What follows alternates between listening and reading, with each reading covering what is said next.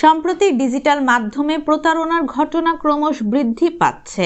অনলাইনে কেনাকাটা থেকে শুরু করে টিকিট বুকিং, ব্যাংকিং সব জায়গায় ফাঁদ পেতে বসে আছে সাইবার অপরাধীরা।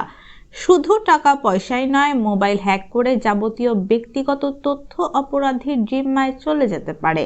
ফোন চার্জ দেওয়ার কিছুক্ষণের মধ্যেই চার্জ শেষ হয়ে যাচ্ছে। শুধু ফোন খারাপ হলেই যে এমন হবে তা কিন্তু নয়। ফোন হ্যাক করলেও এই সমস্যা দেখা দিতে পারে। ফোন হ্যাক হয়েছে কিনা তা বোঝার জন্য কিছু সতর্কতা অবলম্বন করা যেতে পারে। সাইবার অপরাধীরা বিভিন্ন কৌশলে ফোন হ্যাক করতে পারে এবং অনেক সময় ব্যবহারকারী তা বুঝতে পারে না। তবে কিছু সাধারণ লক্ষণ ও আচরণ দেখলে আপনি বুঝতে পারবেন যে আপনার ফোন হ্যাক হয়েছে কিনা। কিছু গুরুত্বপূর্ণ লক্ষণ ও উপায় দেওয়া হলো যেগুলো দিয়ে আপনি জানতে পারবেন ফোন হ্যাক করা হয়েছে কিনা। অস্বাভাবিক ডেটা ব্যবহারের পরিমাণ। অস্বাভাবিক ডাটা ব্যবহারের পরিমাণ।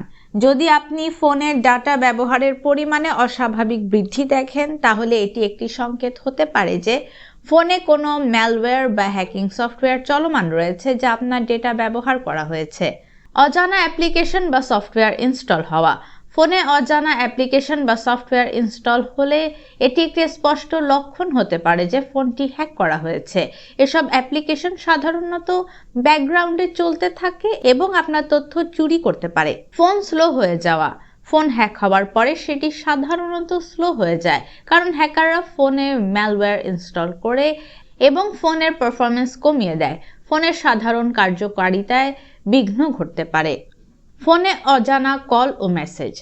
ফোন হ্যাক হলে অজানা কল বা মেসেজ পাওয়া যেতে পারে বা আপনি দেখতে পাবেন যে আপনার ফোন থেকে অজানা নম্বরে কল বা মেসেজ পাঠানো হয়েছে যা আপনি নিজেরাই পাঠাননি। যেভাবে আপনি সাইবার প্রতারণা থেকে নিরাপদ থাকতে পারবেন। ফোনের সফটওয়্যার বা অপারেটিং সিস্টেম নিয়মিত আপডেট করুন, কারণ আপডেটের মধ্যে সাধারণত নিরাপত্তা সম্পর্কিত বাগ ফিক্স থাকে যা সাইবার আক্রমণ থেকে রক্ষা করতে সাহায্য করে। ফিশিং স্ক্যাম থেকে সাবধান। ফিশিং স্ক্যাম হলো এমন এক ধরনের প্রতারণা যেখানে সাইবার অপরাধীরা আপনাকে বিশ্বাসযোগ্য মনে হওয়া একটি ইমেল বা মেসেজ পাঠিয়ে আপনার গোপন তথ্য চুরি করে নেয়। কখনোই কোনো সন্দেহজনক মেসেজ বা ইমেইলে ব্যক্তিগত তথ্য শেয়ার করবেন না।